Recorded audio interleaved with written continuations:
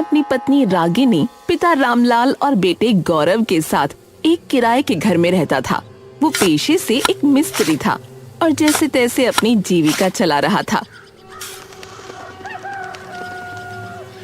पापा, मेरी फीस जमा होनी है। हाँ हाँ, ये लो बेटा। पापा, ये कम है। आप भूल गए क्या? मैंने आपको बताया तो था कि इस साल फीस बढ़ गई है। अच्छा, हाँ हाँ, पर चल, तू इतना ही ले जा बेटा। अभी इतना ही है। मैं तेरी मैडम से बाद में बात कर लूंगा। अच्छा, ज्यादा परेशान ना हो, आ जाओ, खाना खाओ। अरे नहीं नहीं, परेशान नहीं हो रहा हूँ। बस ये सोच रहा हूँ कि खर्चे बहुत बढ़ रहे हैं। हाँ, ये तो है। मैं भी कुछ काम शुरू करूं? नहीं नहीं, उसकी जरूरत नहीं है, मैं संभाल लूंगा। तभी अचानक उसके पिता बुरी तरह खांसने लगे। अरे अरे, क्या हुआ पिताजी, क्या हुआ?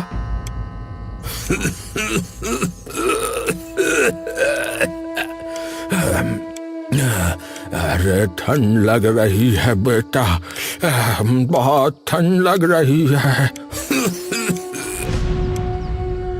रागिनी, एक और रजाई लेकर आओ, जाओ जल्दी से।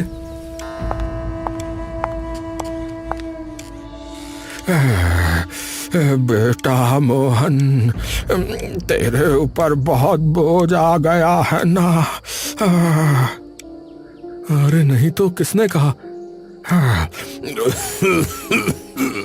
अरे बेटा, बूढ़ा जरूर हूँ, लेकिन कान अभी भी काम कर रहे हैं, सब जानता हूँ। अरे आप फिक्र मत करो पिताजी।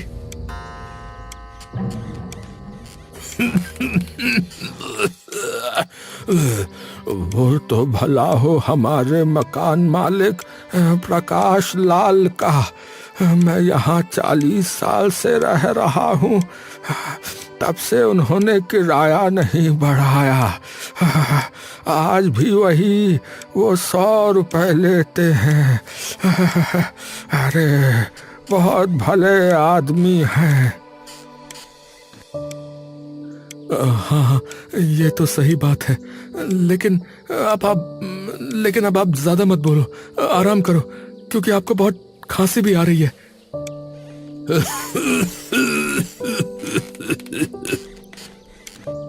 रामलाल खांसते खांसते सो गए।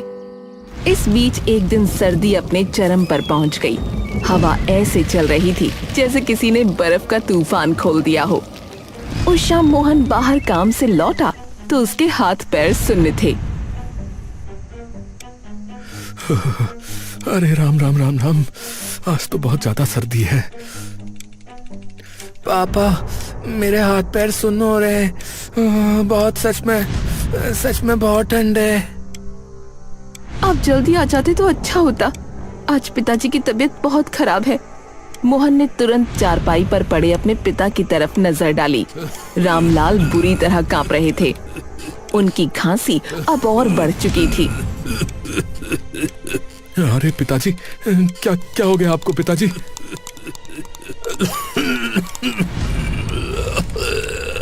अरे बेटा,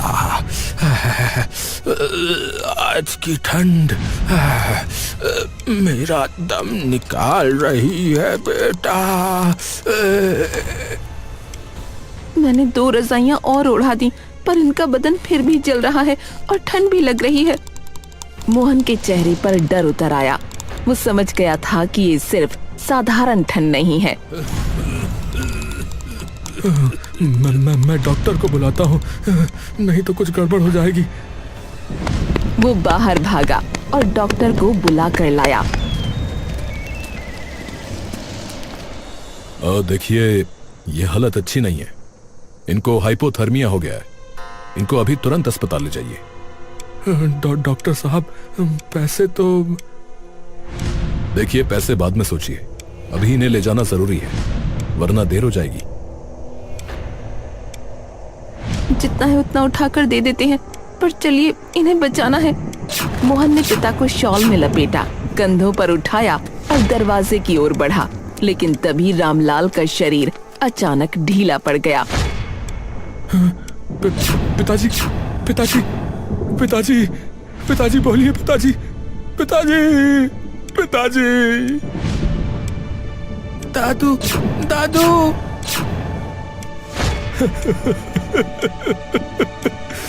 पिताजी। हे भगवान, ये क्या हो गया? रामलाल दुनिया छोड़कर जा चुके थे। मोहल्ले वाले इकट्ठा हो गए। डॉक्टर ने दोनों हाथ जोड़ दिए। अब देखिए, मुझे अफसोस है, ये अब नहीं रहे। मोहन जमीन पर बैठ गया, चेहरा दोनों हाथों में छिपा लिया। गौरव रोते रोते हिलने लगा। रागिनी बाप जैसे ससुर को पकड़े बैठी रही। फिलहाल अब अंतिम संस्कार के सिवा करने को कुछ नहीं बचा था, तो वही कर दिया गया। उनका मकान मालिक प्रकाश लाल भी आया। मोहन, मुझे भाई बहुत दुख है। तुम्हारे पिताजी बहुत सीधे और नेक आदमी थे। जी जी भाई साहब जी। लेकिन अगले ही दिन प्रकाश लाल दोबारा उनसे मिलने पहुंचा। मोहन समझा शायद सांत्वना देने आए हैं, लेकिन बात कुछ और ही थी। अरे आइए आइए भाई साहब, बैठिए। नहीं नहीं, मैं बैठने नहीं आया, एक जरूरी बात के लिए आया हूँ। कैसी बात? देखो मोहन, मैं आपके पिताजी की वजह से किराया नहीं बढ़ा रहा था, पर अब जो है हालत और जमाना दोनों बदल गए हैं, समझ रहे हो?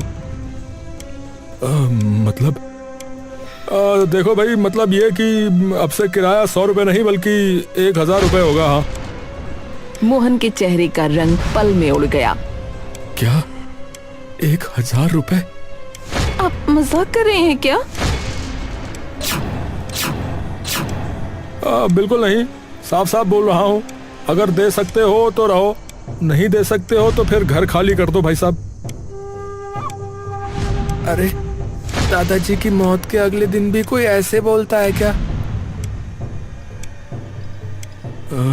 प्रकाश भाई, हम कब से यहाँ रह रहे हैं?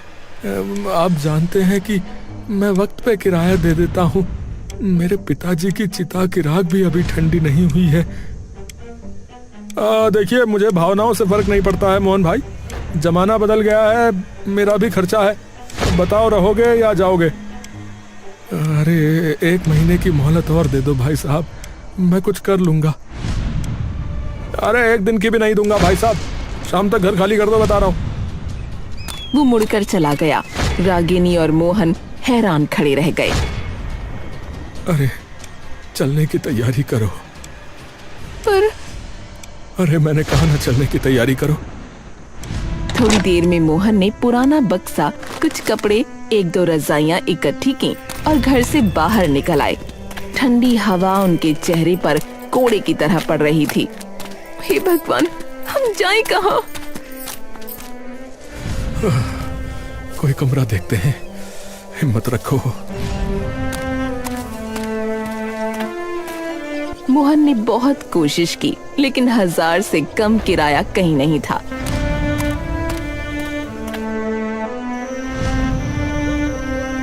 मोहन निराश होकर फुटपाथ के किनारे बैठ गया और तीनों ने एक रजाई में खुद को ढक लिया। वो रात बहुत ठंडी थी, हवा बदन काट रही थी। रजाई में घुसकर भी पूरा परिवार कांप रहा था। कहीं हम लोग ठंड से मर न जाएं। जैसे तैसे रात कटी और सुबह सुबह की धूप जैसे किसी ने जीवन दान दे दिया हो। पापा, हम ऐसे नहीं रह सकते, कुछ कीजिए ना पापा। हाँ मोहन, कम से कम एक झोपड़ी ही बना लो।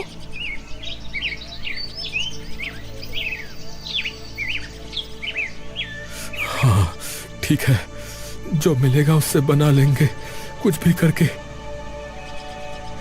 मैं भी आपकी मदद करूंगा पापा।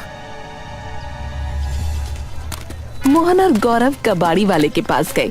किसी से बोरी मिली, किसी से फटी टाट, किसी ने पुराने भूसे की बोरी दे दी। फिर दोनों मैदान की तरफ आए। जहाँ टूटी लकड़ियाँ पड़ी थीं।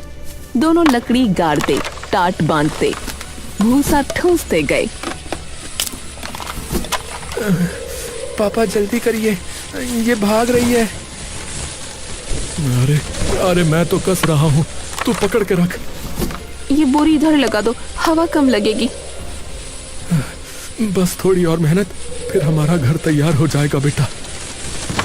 भूसे की खुशबू, टाट की खड़खड़ाहट और तीनों लोगों की सांसें। मैदान में बस यही आवाजें थीं। आखिरकार शाम तक एक छोटी झोपड़ी खड़ी हो गई। देख बेटा, घर बड़ा हो या छोटा, उसमें प्यार हो तो ठंड भी हार जाती है। पापा, ये झोपड़ी ना हमारे लिए ना महल है। हाँ, क्योंकि इसे हमारे हाथों ने बनाया है। भूसे की झोपड़ी खड़ी तो हो गई थी, लेकिन अंदर की सर्दी किसी जंगली जानवर जैसी थी, घुसती, काटती और बेचैन करती। रात ढल रही थी और आसमान पर बादल ऐसे घूम रहे थे जैसे ठंड को और गहरा करने की साजिश कर रहे हों।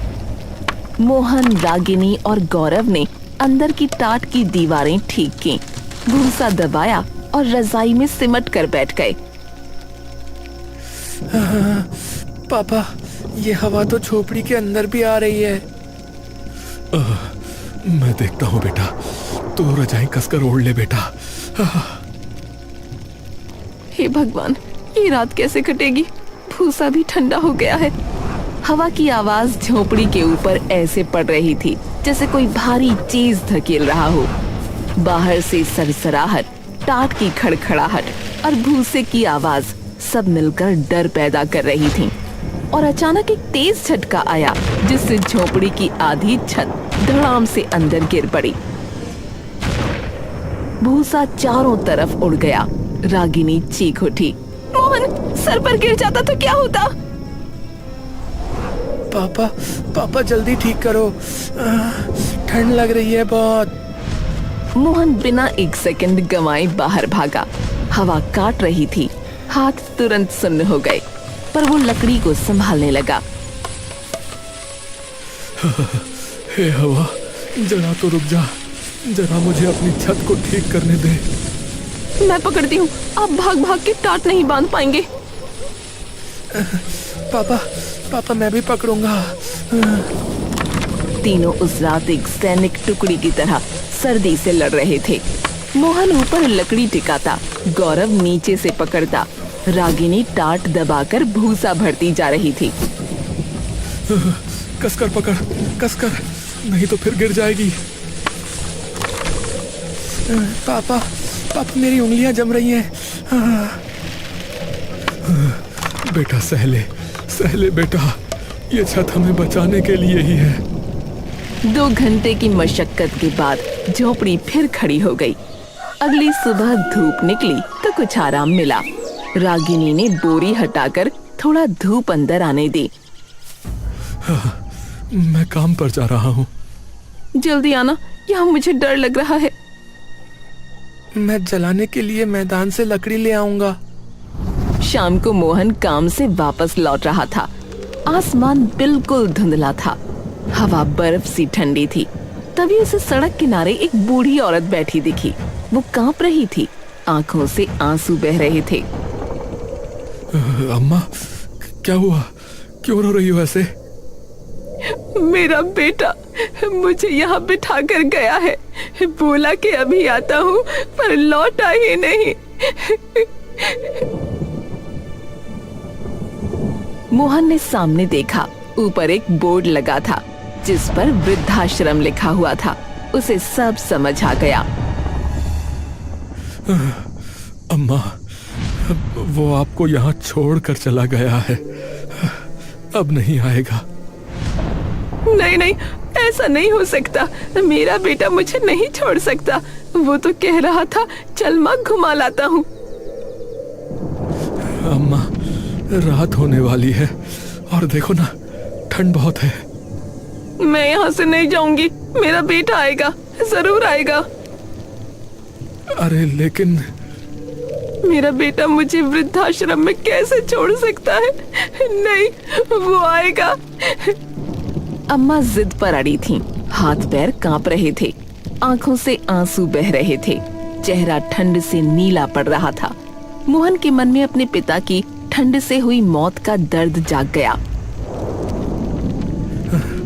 अम्मा सुनिए, आप मेरी माँ जैसी हो।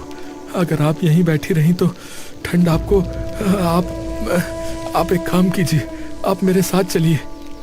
बेटे, तुम सच में ले जाओगे मुझे? हाँ, चलिए, रात और ठंडी हो जाएगी। रात तक मोहन अम्मा को लेकर झोपड़ी में पहुंचा और सब बताया। अरे राम राम, इतनी ठंड में कैसे छोड़ दिया किसी ने इन्हें? दादी जी, आप यहाँ बैठिए। रात तेज हो चुकी थी, तापमान गिर रहा था। झोपड़ी के अंदर भाप की तरह ठंडी सांसें दिख रही थीं। अम्मा की हालत बिगड़ने लगी। बेटा, बहुत ठंड लग रही है। ओ भगवान, मोहन कुछ कीजिए ना, इनकी तबीयत बिगड़ रही है। मोहन भागकर डॉक्टर को लाया। देखिए, ये जगह इनके लिए ठीक नहीं है। इतनी ठंड बूढ़े शरीर को और नुकसान करती है। तो अब क्या करूं डॉक्टर साहब? देखिए, इन्हें जो गर्मी चाहिए थी वो अब अस्पताल में ही मिलेगी। देखिए, इन्हें जो गर्मी चाहिए वो अब अस्पताल में ही मिलेगी। अम्मा धीरे धीरे सुस्त पड़ने लगी। उधर सुबह वृद्धाश्रम में एक लड़का पहुंचा। कल रात यहाँ एक बूढ़ी औरत आई थी क्या? नहीं बेटा, हमने तो किसी को नहीं देखा। अरे, ऐसे कैसे हो सकता है? सीसीटीवी दिखाओ। उन्होंने बाहर का सीसीटीवी चलवाया।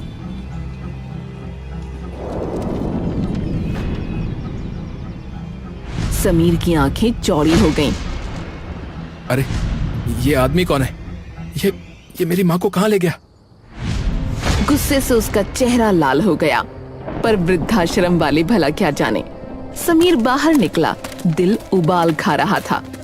तभी उसने देखा सामने से एक जनाजा आ रहा है। जनाजे के पीछे चलने वाला आदमी वही था, फुटेज वाला।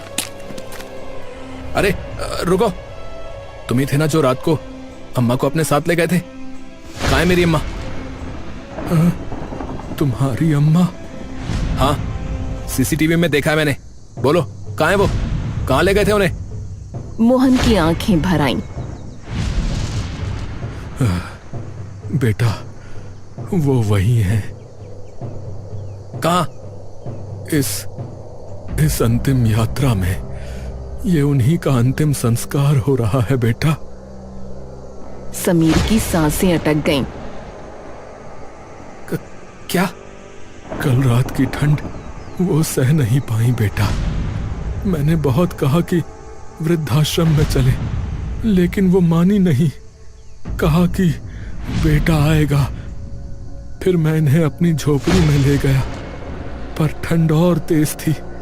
मैं बचा नहीं पाया।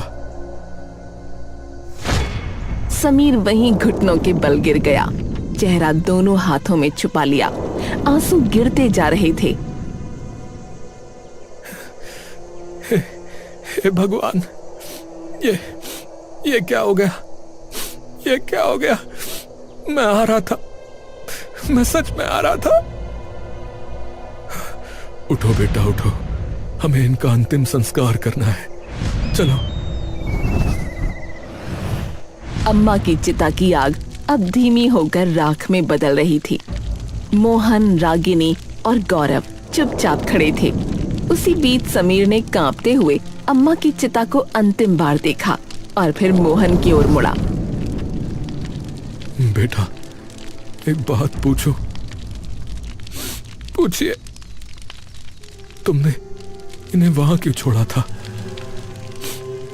मैंने नहीं छोड़ा था, मैंने नहीं छोड़ा। तुमने नहीं छोड़ा? क्या मतलब? तो किसने छोड़ा? मेरा नाम समीर है और ये अम्मा मेरी दादी थी। उन्हें मेरे पिताजी वहां छोड़ आए थे। मोहन, रागिनी और गौरव भौचक्के रह गए। समीर की आंखें नम थीं, पर उनमें एक गुस्सा गहरे पानी जैसा छिपा था। मैं तो विदेश में पढ़ता था। कल रात ही आया हूं। जब मैंने घर में पूछा कि अम्मा कहाँ है, तो मेरे पिता ने कहा कि उनका देहांत हो गया। लेकिन उनका तो हाँ, वहां कोई अंतिम संस्कार का निशान, कोई मेहमान या रिश्तेदार, कुछ भी नहीं था। तभी मुझे शक हुआ और मैं उनसे उलझ पड़ा। फिर उनके मुंह से निकला कि बुढ़िया बोझ बन गई थी, उसे वृद्धाश्रम छोड़ा है। हे भगवान, कोई ऐसा कैसे कर सकता है? हमारे मकान मालिक ने हमें घर से निकाला तो हम उसे निर्दयी समझ रहे थे, पर जो अपनी माँ को घर से निकाल दे, उससे ज्यादा निर्दयी कौन हो सकता है? आपने मेरी दादी को बचाने की कोशिश की। आपके पास कुछ नहीं था, फिर भी आपने अपना सब कुछ दिया। इसका बदला मैं कभी नहीं चुका सकता। आइए आप मेरे साथ चलिए। मैं आपको रहने की जगह दूंगा। लेकिन लेकिन कुछ नहीं। चलिए। समीर उन्हें लेकर चला। सब सोच रहे थे कहीं कोई नई जगह होगी, कोई बड़ा घर, कोई कमरा, लेकिन वो उन्हें वहीं ले गया, उसी घर के सामने, उसी दरवाजे पर जहाँ से मोहन और उसका परिवार बेइज्जत करके बाहर निकाले गए थे। मोहन ठिठक गया। बेटा ये तो क्या हुआ? आप लोग रुक क्यों गए? तभी अंदर से गुस्से से प्रकाश लाल बाहर आया। अरे तुम लोग वापस क्यों आ गए भाई? मैंने तो वो वाक्य पूरा करता इससे पहले समीर उसके सामने खड़ा हो गया। उसकी आंखों में तूफान था। आपकी हिम्मत कैसे हुई? मेरी दादी को घर से निकालने की आपकी हिम्मत कैसे हुई है? आपको शर्म नहीं आई क्या? आपको शर्म नहीं आई आपको? अरे मैं तो उन्हें लेने गया था। उन्होंने झूठ पे झूठ बोला जा रहा है। ये वो मर चुकी है और उनका अंतिम संस्कार मैंने किया है अभी। आप खुश हो ना? बहुत बहुत बधाई हो आपको। प्रकाश लाल एक बहुत ही नीच इंसान था। उसके अगले शब्द और भी गिरे हुए थे। अरे वो सब छोड़ो, ये बताओ ये लोग यहाँ क्यों आए वापस? मैंने तो इन्हें निकाल दिया था। आपने इन्हें क्यों निकाला? क्यों निकाला आपने इन्हें? हाँ, क्योंकि चुप! अब मुझे कुछ नहीं सुनना है। ये घर मेरे नाम है। शायद आपको याद नहीं है, ये लोग यहीं रहेंगे और आप निकलेंगे अभी और इसी वक्त। अरे तू अपने बाप को घर से निकालेगा? है? बाप को घर से निकालेगा? जब आप अपनी माँ को घर से निकाल सकते हैं तो मैं भी अपने बाप को घर से निकाल सकता हूं, समझे? मोहन ने आगे बढ़कर समीर को पकड़ लिया। अब बेटा गुस्सा मत करो। जाने दो, जो हुआ सो हुआ, जाने दो बेटा। अब इन्हें निकालने की जरूरत नहीं है। मोहन अंकल, मैं आपकी इंसानियत समझ रहा हूं, पर मेरे पिता की हरकतों की कोई माफी नहीं है। जिसने अपनी मां को ठंड में मरने के लिए छोड़ दिया हो, ठंड में मरने के लिए, वो किसी घर के लायक नहीं है। किसी घर के लायक नहीं है वो। प्रकाश लाल रोने लगा, हाथ जोड़ने लगा। अरे बेटा गलती हो गई बेटा, दोबारा नहीं होगी। दोबारा के लिए मेरी दादी जिंदा है? अब मेरी दादी जिंदा है? बोलो। उनको तो ये ठंड खा गई और आपके कर्मों ने मेरे दिल को इस ठंड से भी ज्यादा ठंडा कर दिया है। अब इसमें आपके लिए कोई भावना नहीं है। प्रकाश लाल गिड़गिड़ाता रहा। पर उसको घर से बाहर निकाल दिया गया। मोहन अंकल, आइए, ये घर अब से आपका है। मेरी दादी ने अपनी पूरी उम्र इसी घर में बिताई थी और उनकी आखिरी यादों को मैं इंसानियत के साथ जोड़ना चाहता हूं। आपने उन्हें मन से अपनाया, अब ये घर आपको मन से अपनाएगा। बेटा, भगवान तुम्हें खुश रखे। तुमने हमें सिर्फ छत नहीं दी, इज्जत भी लौटा दी बेटा, इज्जत भी लौटा दी। और इस तरह उनके जीवन में वापस से सब ठीक हो गया।